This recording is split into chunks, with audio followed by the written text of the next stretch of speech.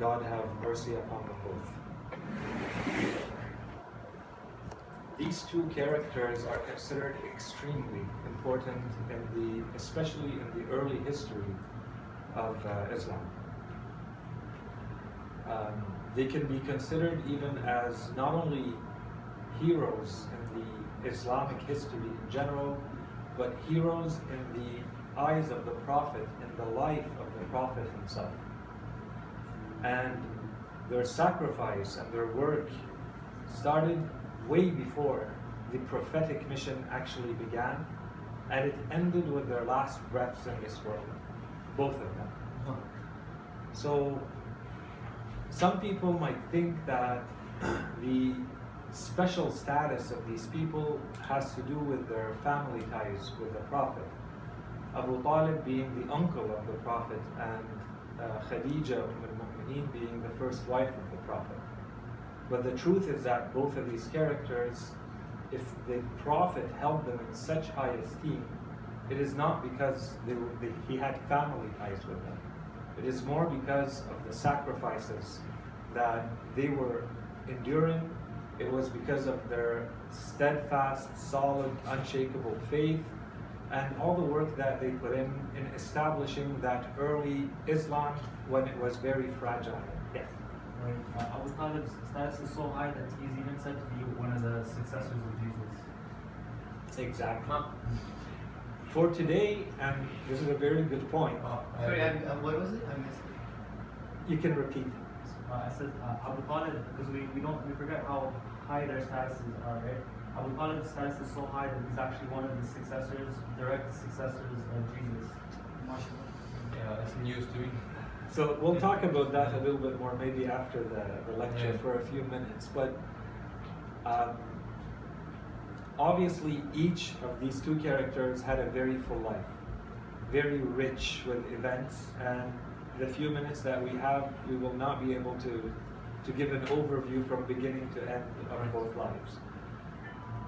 So I thought that we would try to concentrate maybe on a few highlights of their characters, maybe just to help us understand why they were so important in Islam, why they were so important in the eyes of the Prophet, peace be upon him, and perhaps for ourselves, how do we understand them better so that we can maybe emulate some of those characters and traits in our own lives.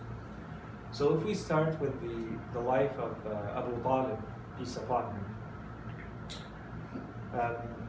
the first trait that I wanted to talk about was that of what I refer to as his general wisdom and tactful behavior. As we said, Abu Talib was known to be Shaykh Quraysh, or Sayid al-Batha.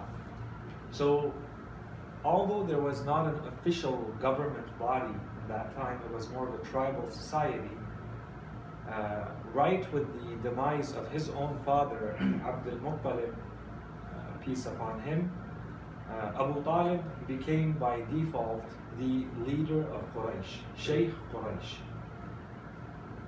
Now, the strange aspect of this is that Abu Talib was not wealthy at all. In fact, he was very poor. Abdul Muttalib, some people think that Abdul Muttalib was incredibly rich. He wasn't.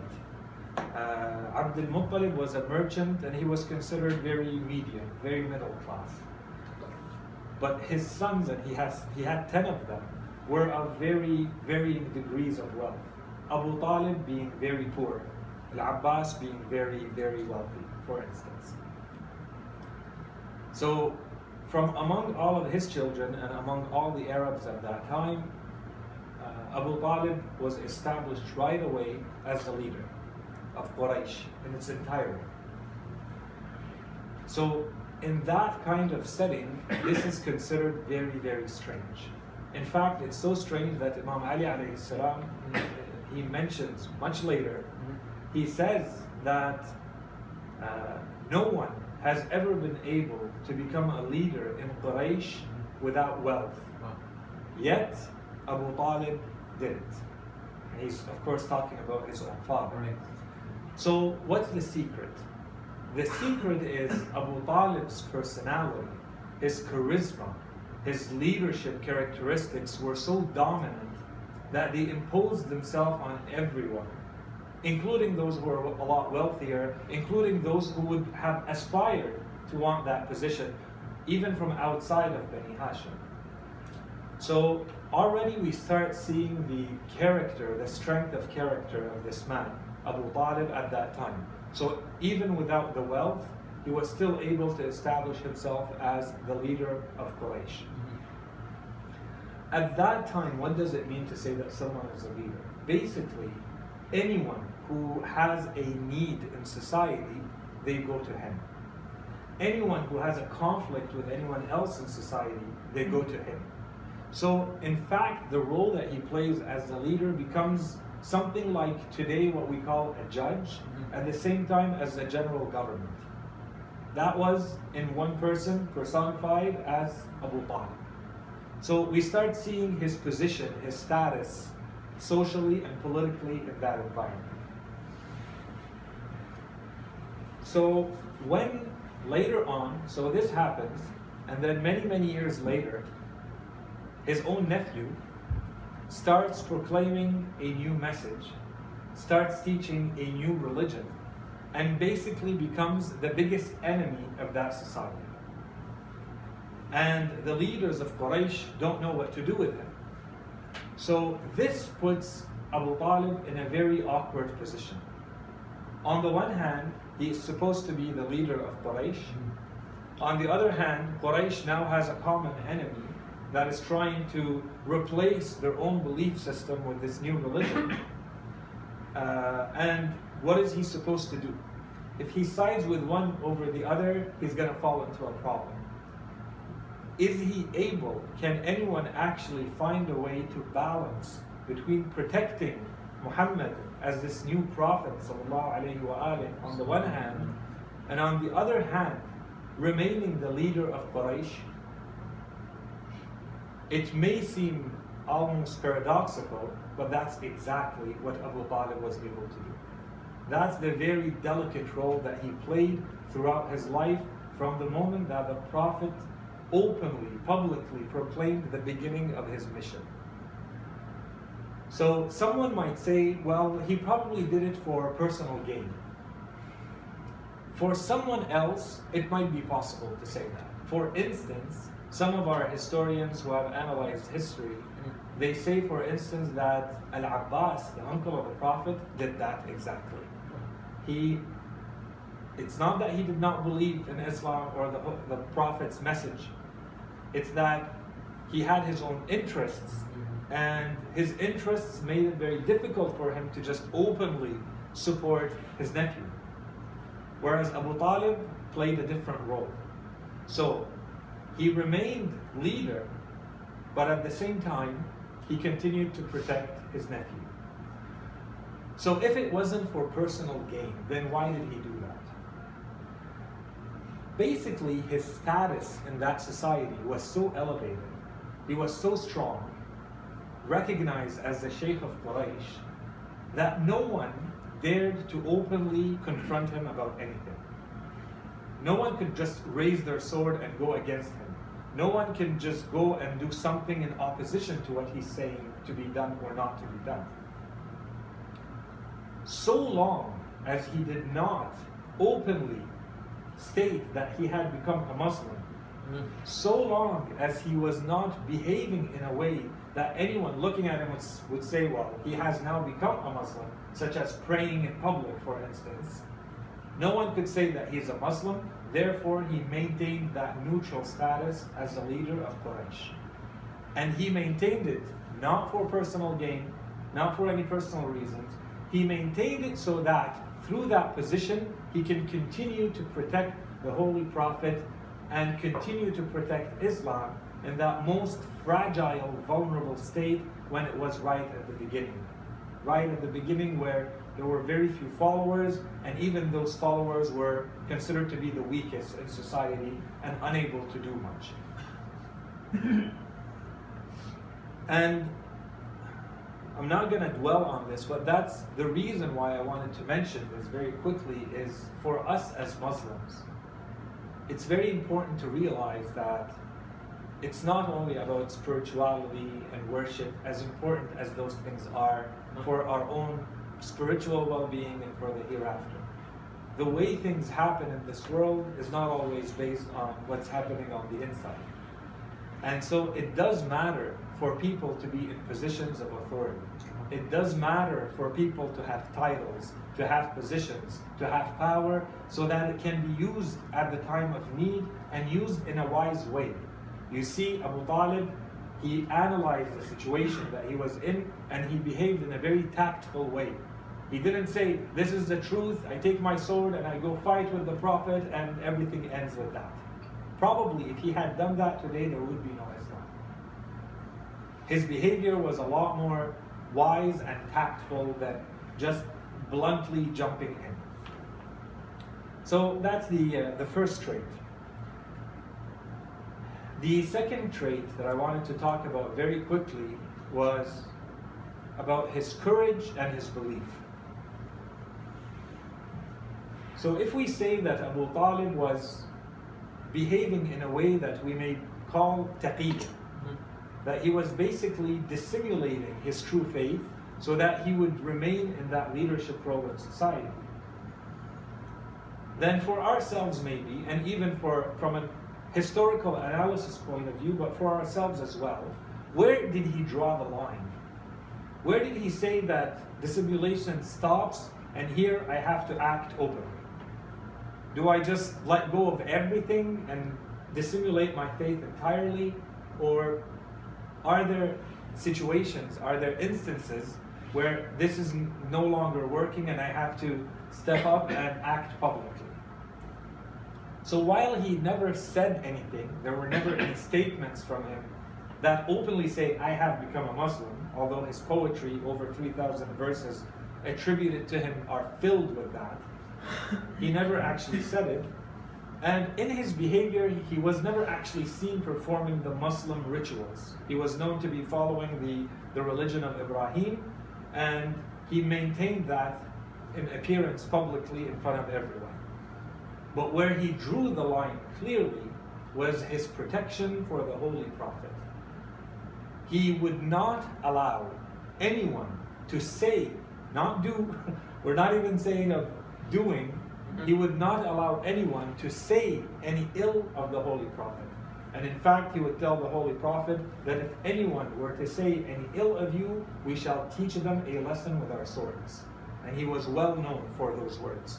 And we'll mention some of these instances. It's said that when the Holy Prophet started his mission, he started by going to his uncle Al-Abbas. And he openly explained his mission to Al-Abbas, and again, not to say that Al-Abbas did not believe in the mission, but according to the Prophet, he was not very enthusiastic. He seemed very cold to this basically invitation and seeking his support. We can't forget, Al-Abbas is a very wealthy man, huge social ties, a network of social ties, and he knows that the moment that he openly starts supporting his nephew and his new religion, he's going to open a floodgate of headaches for himself because of all those ramifications. He simply didn't want to go into that. So he came back to Abu Talib and he told Abu Talib, this is my mission, this is what my God has ordered me, this is what I plan on doing, when do you think? And Abu Talib encouraged him and told him, do not hesitate, and we are with you, me, myself, and all my children are with you every step of the way. And if you hear of anyone wanting to harm you in any way, let us know and we shall teach them lessons. This is where we start seeing the difference between one kind of support and another kind of support. So, if we go into the instances of this, what did it actually mean? Was it just empty words or did it go to more? And again, because of lack of time, we're not going into, I'm trying to mention one quick example of each instance. It is said that at some point, soon after the beginning, Abu Talib heard that there is a man by the name of Abdullah ibn al-Zabra'a, or al-Zab'ara, afwan. Okay. And that man, one of the leaders of Quraysh at that time, he had taken a pile of filth, a pile of basically placenta. Sala or salal in Arabic is the placenta. When the she camel gives birth, everything else that comes out with the baby, he took that out, the blood and that filth, and he brought it and placed it on the back of the Prophet while he was praying in the Kaaba, all alone in front of the Kaaba. This reached Abu Talib. The news of this reached Abu Talib. As soon as he heard it, he grabbed his sword and he told his sons and his nephews, each of you grab a sword, hide it under your clothes, and come with me. And they went to the Kaaba. We can't forget at that time, the Kaaba was a place of gathering in Mecca. So whether you're there, not necessarily to worship, you're mostly there for social gathering. And so they entered the Kaaba and they see that all the heads of Quraysh are sitting there, including this man. Abu Talib tells one of his sons, grab that filth and bring it and wipe it on all of their faces and their beards. And then he took out his sword and he said, if one of them dares to move while you do this, I shall plant my sword in their head. And they did this. He went through all of them, all the heads of Quraysh, who obviously Abu Talib knows were in support of this action. And when they were done, they were about to object, telling him, what are you doing? And he told his sons and his nephews, take out your swords. And he warned them that if anyone were ever to degrade the Holy Prophet while he was alive, that they should know what to expect next. That's one instance that happened early on. So while he does not state openly, I am Muslim, and he is not praying like the others are praying with the Prophet, as we are told in the Ruwayat, Abu Talib ordered his sons, Aqil and Jafar and Ali to go pray with the Prophet, and he wouldn't go pray with them. So they would pray in the Kaaba all together, and they were often seen praying, but Abu Talib wouldn't pray openly as a Muslim with everyone. But yet, in those instances, we start seeing where he drew the line. So yes, his faith was dissimulated, but at the same time, his entire energy was to protect this human being who he knew was the Prophet of God and this new religion that he was trying to spread. From the faith side, so this is the courage side. From the faith side, I think a lot of people, and there's so many books and lectures about establishing his faith as being a true Muslim but in dissimulation. The reality is that clearly Abu Talib was a believer in the Holy Prophet, not when the Holy Prophet proclaimed his mission, but way, way before that, when the Holy Prophet was still a child. When Abu Talib took over from Abdul Muttalib to raise this child of 5 or 8 years old and bring him under his roof, along with Fatima bint Asad, his wife, they were clearly very aware of who this little child was, as Abdul Muttalib was. And that is why he told them to be very, very cautious in preserving this child. We are told that when they brought the Holy Prophet into their house, they would take care of him a lot more than their own children and the children of their brothers and sisters. They would every time and every night, they would put him in the middle of everyone who was asleep, so that if any animal or anyone was to attack, they wouldn't be able to reach him because he's sleeping in the center. And it is said that he seldom slept. Most of the nights, Abu Talib would not sleep. He would walk around making sure that there is no danger for this little child sleeping in his house. And he did this throughout the years. From the time he had Muhammad sallallahu alayhi wa alihi into his home when Abdul Muttalib passed away, all the way to when he was about 25 years old, when he left his house and went and lived with Khadija. Throughout this whole time, we have many, many instances from both Abu Talib and Fatima bint Asad showing us, declaring to us that what kind of faith they had in this child. Fatima bint Asad, she herself tells in one of the narrations that we have, she says that I would often wake up, I usually woke up before everyone else in the morning, so that I could go and pick the best of the dates and wash them and prepare them for the Prophet so that when he would wake up, he has something to eat. And then she tells us that one day she slept in. And when she woke up, she noticed that the children had come, her children and the children of her sisters and brothers and the brothers of her husband. They had all come and they had picked all the dates. And then she says, I scrambled from one palm tree to another looking for a single date, and I couldn't find one. And I did not know where to turn my face in shame of Muhammad, and he's still a child. And then she says, and then Muhammad woke up. And so he looked around, he saw that there is no food.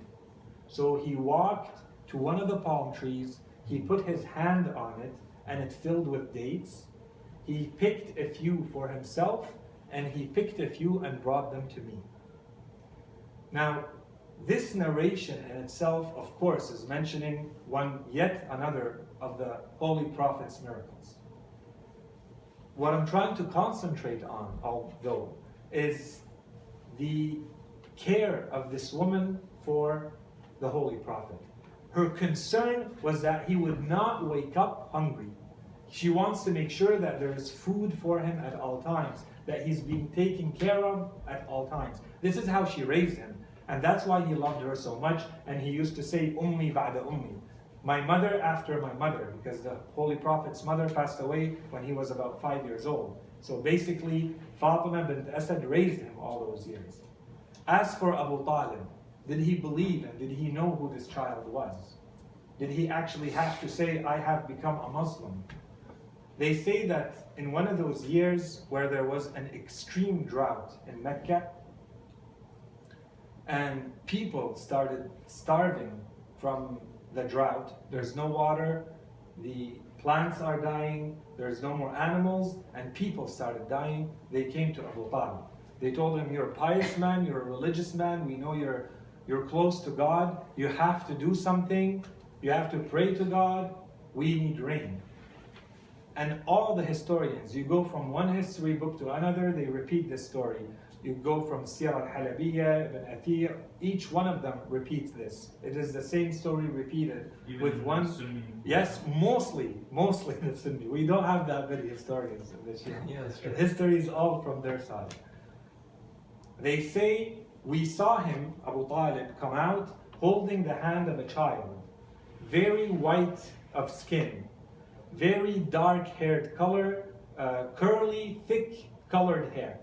That's how it is described, the description of the Holy Prophet. And he remained like this. He was known to have curly, dark hair, and he was very white in complexion, holding the hand of the child, walking all the way to Kaaba. And then he placed his back on the wall of the Kaaba. He raised his fingers to the heavens, and he said, O my Lord, I beseech you by Muhammad to make it rain upon us. And they say there was not a single cloud in the sky, and the clouds gathered from nowhere, and it started pouring rain for days and nights until the grass came out and the animals were able to feed again. They had to ask Muhammad to stop the rain because it was starting to flood. And that is in one, yes, we have such a story as well. But in this instance, of course, there's one little minor, modifications to this riwayah. They say that in one version, they say he put the Prophet's back to the wall of the Kaaba, and in one narration, they say that he himself put his back to the wall of the That's Kaaba. okay, so it's a small detail. I'm just saying, if you read the narrations, I mean, it's almost unanimous I what see. happened. I see. Okay, so does it give the impression that this man knows who this child is, or does it give the impression that this is a kafir, as many state, many claim that he is? Okay, so these are just specific instances from the way Fatima bint Asad and the way Abu Talib were dealing with the Holy Prophet while he was 5 and 6 and 8 and 10 and 12 years old, not when he was proclaiming the mission after 40. As for the sacrifice, and There's a lot that can be said here. The condensed version that I wanted to give has to do with one specific long instance. As Quraysh kept coming back again and again to Abu Talib, basically complaining about his nephew, telling him find a way to make him stop. They provided all sorts of bribes and deals for him to make him stop. They saw that he was not doing anything. They kind of gave up. They met in secret, all alone, and they decided, all the heads of Quraysh decided together that they were going to start what can be considered a blockade or a boycott of Muhammad and anyone who associated himself with Muhammad, in the sense that no one would sell them anything, no one would buy anything from them, no one would marry from them or marry them, and if possible, no one would talk to them. At that point, Abu Talib went and gathered Bani Hashim, and he told them, this is what they are planning to do with your son. Decide what you want to do. I say it is time that we stand together and we protect our son together. Yes. What's the age here? How old would the Prophet be? After the public message? It is said that this is about 7 years after the beginning of the public message. Sayid, just like a question about Bani Hashim are part of Bani, like Quraysh, like so Quraysh has families. Quraysh is very big. It's a very big tribe, and they have many families. One of the families, the most prestigious one, was Bani Hashim. So he said to Bani Hashim, decide what you want to do, and the narrators say they all agreed. Maybe not all of them agreed because they were believers in the Holy Prophet. A lot of them agreed because it was a family member and they wanted to protect him. But at the end, all of them agreed except 3, one of them being the uncle, Abu Lahab, of the Holy Prophet. But still, even with that Banu Hashim protection, it was not enough. They decided to leave the city, to leave their dwellings, and to go live outside. They found a crack in the mountains. A lot of people translate it as a valley. It's not a valley, it's a crack between 2 mountains that basically gave them protection from 3 sides. Oh, wow. From 2 sides and behind, so no one could attack them, and there was only the front, and they were exposed to the elements, and they were about 40 men in there with their families, and this lasted 3 years. And this is called, when you hear history talking about Shu'b Abi Talib, this is Shu'b Abi Talib. Shu'b is this opening, is this place between the mountains that the Holy Prophet and Banu Hashim went into in Mecca, a little bit outside on the outskirts of Mecca, to live in, because they knew that they were no longer being tolerated by Quraysh, that at any time any of them could be killed. The point of this was to basically get rid of the Prophet by killing him through starvation and killing anyone who would associate himself with the Prophet. And that's when we read the narrations, when we read the description of the way they lived in that Shu'b, in that valley, if we want to call it a valley, it is horrible conditions. They say that a man would usually get 1 date to eat in a day.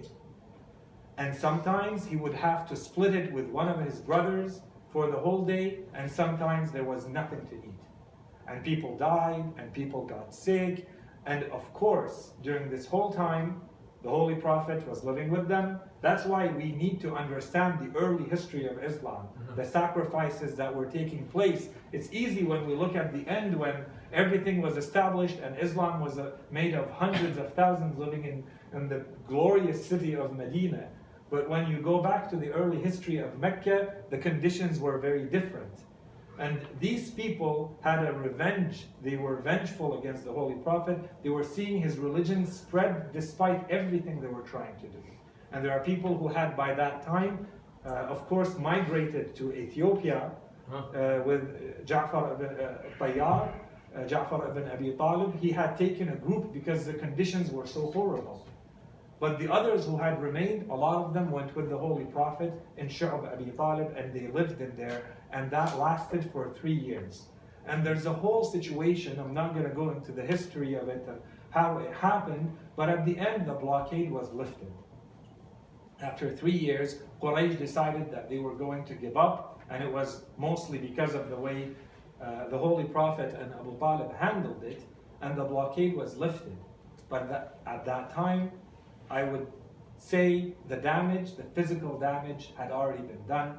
Abu Talib was a man of 85 years old at that time, having gone through that horrible time, those 3 years where there's no food and no shelter, and they had built themselves tents and mud houses to protect themselves against the elements for 3 years living in there, until finally when it was lifted. It wasn't long after until Abu Talib passed away. And this was very, very difficult on the Holy Prophet. It's said that he cried bitterly and profusely when he heard of the passing of Abu Talib. And maybe the next thing that we have to take out of this, we have to see how this man, Abu Talib, it did not suffice him to say, I'm going to have this noble character, I'm going to have this strong faith. He made sure that he passed it on to his children. And this was the last trait that I wanted to mention for Abu Talib, the importance of passing this on to the next generation. He ensured, just like it had been passed on to him from his own father, Abdul Muttalib, as it had been passed on from his own father, Abdul Muttalib, he also passed it on along with Fatima bint Asad to their own children and to their own nephews. He ensured to tell them that the Holy Prophet's life was more important than their own. And if we look at history, if we look at the life, who were his children? His children were Aqil, his children were Jafar al-Tayyar, and his children were Ali. And those people definitely did not disappoint throughout history. And Talib being the first, but Talib is not mentioned a lot in history. So we're not sure what exactly happened. But when we look at the children of Abu Talib, we see that in his mission, he accomplished his mission. He was able to pass on that devotion to protect the Holy Prophet and to protect Islam and Ahl al-Bayt through his children, and then through their children and their children's children. And that lineage continued for generations. I'll stop here for Abu Talib, and hopefully we'll go a little bit faster for Khadija. I won't take too long. Khadija bint Khuwaylid. Her father was Khuwaylid. We have narrations where the Holy Prophet says, and this is, I find it astounding. He says, "Ruziqtu hubbaha." I have been granted her love. It's as though it's a divine blessing. The Holy Prophet says about this woman that he has been granted her love. So this could mean he has been granted the right to love her, or he has been granted the blessing that she loves him. Either way, there's a blessing that the Holy Prophet is recognizing. So what was so special about her? Again, 3 general traits. And I'm trying to establish a little bit of a parallel between what we said with Abu Talib and about her. First, wisdom. Khadija was known in that time to have beauty, to have wealth, to have intellect, and to have independence. They say that at a very young age, she inherited a large sum of money from her father, and instead of spending it, she invested it in merchandise that was to be bought and sold in caravans that would travel to Sham and Yemen. As anyone who studies the history of the pre-Islamic era, you know about, and it's mentioned in the Quran, رحلة الشتاء والصيف. That's how those people living in the middle of the desert sustained themselves. They had caravans that would go to Sham and that would go to Yemen in the summer and the winter, and they would buy and sell different merchandise, and that's how they sustained themselves. And it is said that Khadija held 10% of the entire caravans. So basically she controlled 10% of the market. Imagine today when we say someone controls 10% of the market. They say that most of the time there were about 1,000 camels traveling with merchandise, and she owned 100 of them when those caravans traveled. So that gives us an idea of who this woman was. And yet, and anyone who has lived enough in this life knows, the more access you have to what we call the whole package, the more access you have to material means. They can be money, they can be electricity, they can be time, they can be internet, they can be anything. The more of those you have, the more doors of temptation you have. And in that environment, in that atmosphere of Jahiliyyah, where basically anything goes, there is no religion, they had some customs that were horrible, and there is no such thing as chastity, and no such thing as being conservative, and in that environment, we're talking pre-Islamic, many years, she was known in the Arabic society as a tahira, the purified, because of how chaste she was. That starts giving us an idea of who this woman was. She was a woman who knew what perfection was. She was a woman who knew what good was, and she knew how to go after it.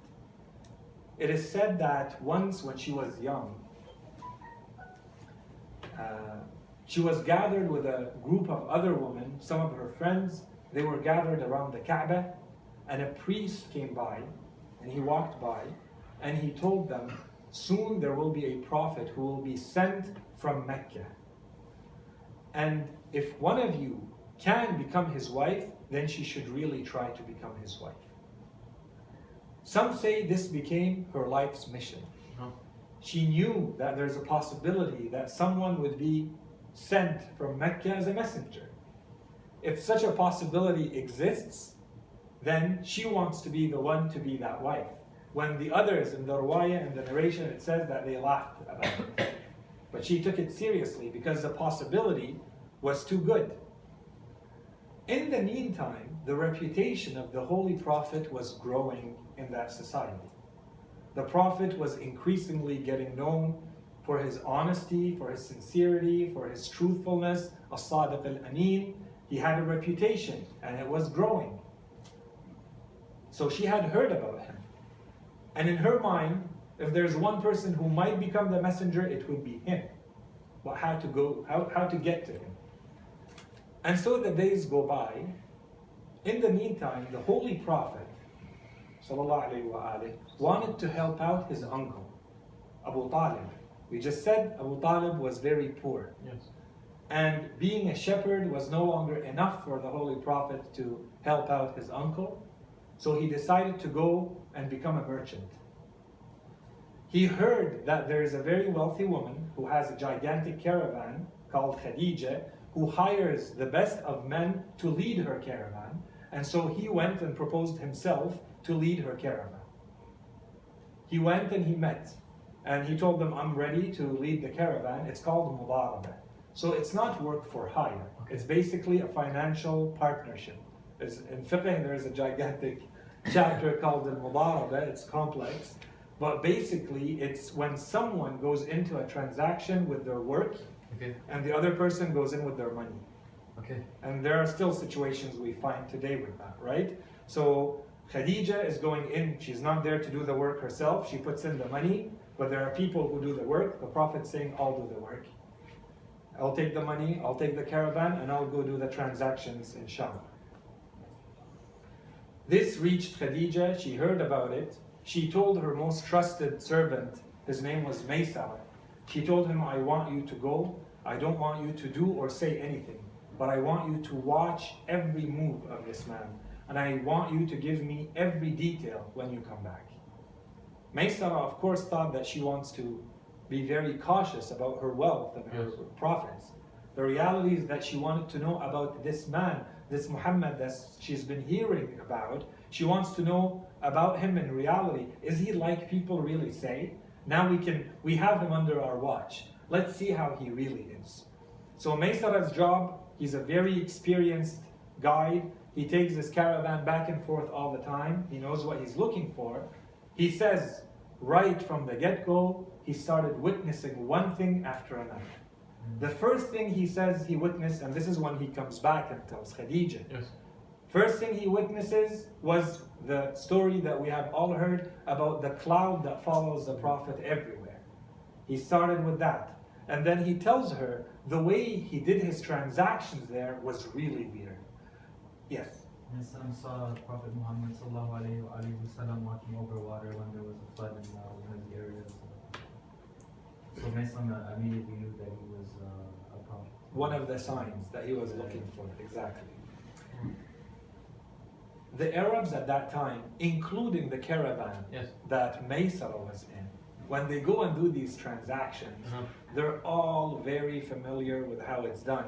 There's plenty of cheating and plenty of lying, Okay. and until today, many very religious people think that it's okay to do the cheating and lying Hasn't because it's changed. part of business, Hasn't right? changed, yeah. That's how business is. So he says, we went there, and when I started seeing how the Prophet was starting to do his transactions, it's very noble, but I thought we are going to make no profits. He's That's too it. kind. He's too We good. can't. Yes, he tells me this is what it is. He doesn't cheat anyone. And they say at the end of it, the Prophet made many-fold the profits that they were not even expecting to make from that caravan. So that was the second thing. And then he tells her, on the way, when we rested at some point, the Prophet went under a dead tree and he took some water to wash his face and his arms, and when the water reached the ground, that tree came back to life and it was full of greenery. Sallallahu alayhi wa sallam. She told Maysara she had heard enough. So everything that she had heard was true and more. Now she wanted to marry him. How do you marry him? She asked one of her friends, one of her girlfriends, she asked her to go talk to the Prophet and to go see if he's willing to get married. So her friend understood that she's interested in marrying him. Yes. So she went and she talked to him. And she told him, why are you not married? And he told her, I do not have enough money to sustain a family. She told him, what if I told you that Khadija would agree to marry you without that condition? She doesn't want the money. He said, okay, and he was very glad to hear that. And he went back to his uncle, Abu Talib, and he told him, my uncle, I am ready to get married now. I would like to go and ask for Khadija bint Khuwaylid's hand in marriage. So of course, like, he went for the wealthiest woman in that time. And his uncle simply told him, do you think that she will say yes? And he said yes. He's like, okay. And he took his brothers, the uncles of the Prophet, and they went to the mansion of Khadija. Khadija lived without a guardian. Her uncles and some of her family members also would come and go, but she had no guardian. She was fully independent. She was considered smart and wise and intelligent enough that she did not need a man to tell her what to do and how to do it. And I think her life had proved that. So they went, and I'm not going to read all the khutbah, the entire sermon that Abu Talib, it's not very long.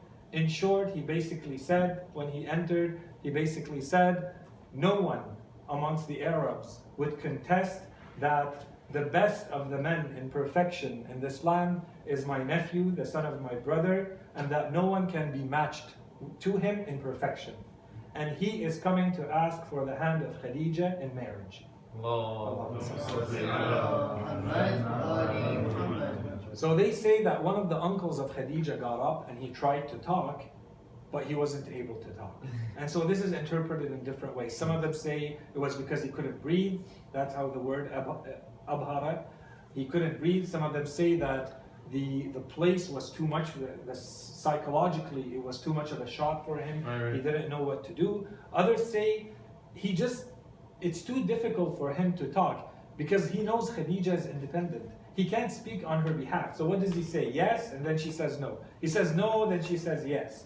Yeah. Was he against it or? No one knows. All we know is he stood up to talk, nothing came out. Just presence. And they say Khadija came and stood and said, I accept, and everything was done. Wow. And so usually that was the khutbah. That was when you ask for the woman's hand in marriage, and the wedding happens later. So when all of this was said and done, Abu Talib got up, and everybody, all Banu Hashim, were getting up with him, including the Holy Prophet. So Khadija came and she said, where do you think you're going, Muhammad? And he told her, it is time for us to depart. And she said, this house is now your house, and this woman is now your servant.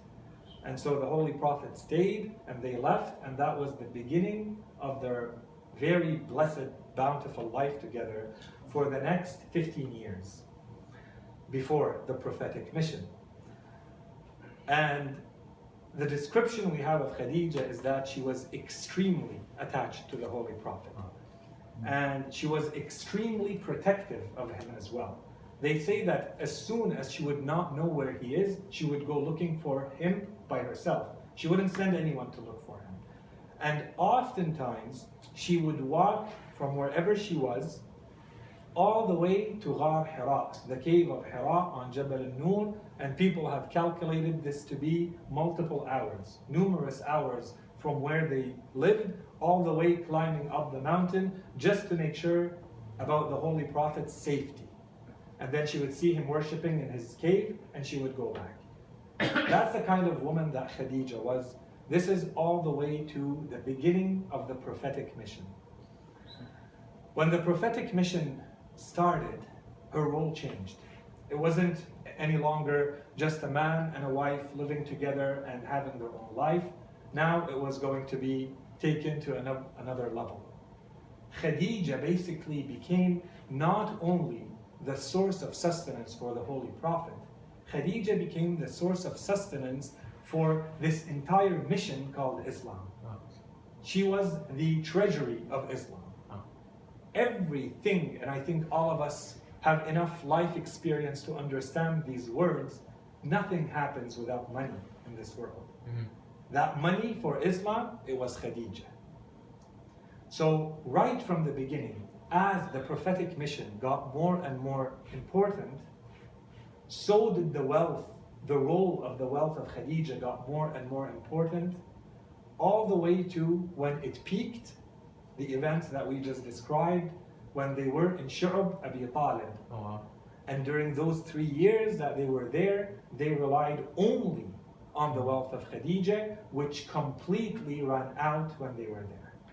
Because they say that the Muslim, when they would go and buy something in the middle of the night, because no one would sell them anything in the day, they would go and they would talk and they would try it because they had family members and others in Mecca who would agree, but only if you paid them multiple times the price of the item. So something that costs 1 is going to cost 10 or 100 for you, because you're Banu Hashim and you're in the Shu'ab. And so she spent all her money on that. We have a riwayah from Imam Ali alayhi salam. It says one day Imam Ali alayhi salam was explaining how many slaves the Holy Prophet freed in early Islam. And so obviously to free a slave you have to buy him first. Right. So they say there's a man that was sitting in front of Imam Ali alayhi salam, and he said, "Oh Ali, where did the Holy Prophet get all this money to be able to buy and then free that many slaves?" And Imam Ali alayhi salam answered, "Where do you think Khadija's wealth went? It went in these things that represent the entire foundation of Islam, day in and day out, all the way until the end. Those were the sacrifices of Khadija." Yes. The Prophet said that Islam was successful for 2 reasons. One was the wealth of Khadija-tul-Kubra, and the second is from the sword of Imam Ali. Khadija was very beloved to the Holy Prophet. She wasn't only beloved because she was perhaps the best wife that the Holy Prophet could ever hope for. She was beloved because she was one of the most devout, one of the most passionate followers, believers in Islam. When we go back to Ahl al-Bayt alayhim salam, we see the way they talk about Khadija clearly shows us that they loved Khadija very much. In fact, they were proud to be descendants of Khadija. We have on the 10th of Ashura, when Imam al-Hussein alayhi salam spoke to his enemies, he said, "Do you not know that I am the son of Khadija, the first woman to have entered Islam," among everything else that he said. And as for the Prophet, peace upon him, we know that he would mention Khadija so much, and he would send gifts to her friends so much, that some of his wives started to get jealous. And we have this riwayah from Aisha herself. She says, one day I got just too shocked and too jealous from everything and the amount to which he was mentioning the characters and the traits of Khadija. So I said, out of my jealousy, I said, why do you keep mentioning her when God has replaced her and given you much better? And she says the Prophet got extremely angry. And he said, God has not given me better than her. She believed in me when no one believed in me. She said that I was truthful when everybody else thought I was lying. She gave me her money when no one would help me in any way. And so on and so forth. And Aisha says at the end of that riwayah, I never spoke ill of Khadija ever again. Because of that, she regretted saying that. In one of the riwayah, it says that Aisha said, why are you still thinking about this inflamed gummed lady, saying that her gums were like, because she's calling her old, when God has given you all. Yes. So this is the behavior of the Holy Prophet. This is the esteem. This is the esteem of Khadija in the hearts and in the eyes of the Imams. And what about God? And what about the angels? We have in our narrations, they say that when Khadija was near her death, in her last breaths, it is said that Khadija called her daughter Fatima, and Fatima at that time was 3 or 4 years old, and she told her, go call the Holy Prophet and tell him that my mother Khadija is passing away, and ask him for his garment. And ask him for the garment that he wears, so that I wrap my body with it, because I am fearful of the grave. So Fatima, peace upon her, went to the Holy Prophet. She called him. She told him exactly like her mother said. The Holy Prophet came. He was crying. He saw that Khadija is dying. At that point, we have them in our narrations. They say Jibreel, peace upon him, descended on the Prophet, and he said, O Prophet, God salutes you and salutes Khadija. And he says, Allah subhanahu wa ta'ala says, that her burial cloth, the cloth with which you bury her, is on us. We'll take care of it. Because, and this is in reward of all her services and sacrifices in Islam, this is her cloth of burial. And Jibreel gave a cloth to the Holy Prophet made of light. And the Holy Prophet wrapped it around Khadija, so Khadija is wrapped with 2 pieces of cloth, one of them being his own garment, and the other one, this garment, this cloth made of light that came from heaven. The lives of Abu Talib and Khadija are filled with lessons for us. They are filled with lessons to anyone who actually wants to spend time studying them. But for us specifically as Muslims, and I would like to add, for Muslims living in situations of minority. Right. If we look at their lives, early Islam, Muslims were living in situations of minority, hardship, difficulties. That environment was very different from the environment that we find later. We ask Allah subhanahu wa ta'ala to teach us, perhaps to have a little bit of the wisdom of Khadija and a little bit of the wisdom of Abu Talib. We ask Allah subhanahu wa ta'ala to grant us a little bit of the love and devotion and selflessness that Abu Talib and Khadija showed the Holy Prophet.